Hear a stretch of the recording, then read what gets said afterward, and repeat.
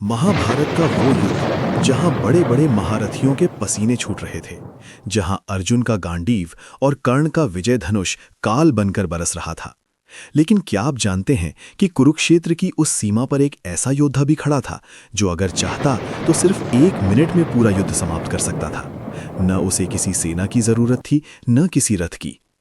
आज the legend talks पर हम पर्दा उठाएंगे इतिहास के उस सबसे बड़े बलिदान से, जिसने भगवान श्री कृष्ण को भी धर्म संकट में डाल दिया था। आखिर क्यों इस महायोद्धा को अपना सिर काटना पड़ा? जानने के लिए वीडियो के अंत तक बने रहें, क्योंकि आज की कहानी आपके रोंगटे खड़े कर देगी। इस महान योद्धा का नाम था बर्बरीक। पांडव भीम के पुत्र घटोत्कच और नाग कन्या अहिलावती के घर जब इस बालक का जन्म हुआ तो किसी को अंदाजा नहीं था कि ये कलयुग का सबसे बड़ा देव बनेगा। बर्बरीक ने महादेव की ऐसी कठिन तपस्या की कि स्वयं शिव शंभू को प्रकट होना पड़ा। वरदान में मिले वो 3 सुनहरे बाण जो ब्रह्मांड की किसी भी शक्ति को राख करने का दम रखते थे। महादेव ने कहा था, वत्स, ये बाण कभी असफल नहीं होंगे। जब महाभारत का बिगुल बजा तो बर्बरीक ने अपनी मां के पैर छुए।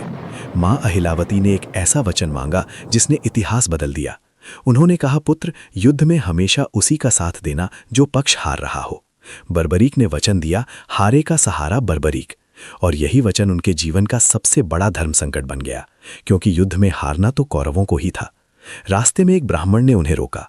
वो कोई और नहीं, स्वयं लीलाधर श्री कृष्ण थे। कृष्ण ने हंसकर पूछा, हे वीर, मात्र 3 बाणों से युद्ध जीतोगे?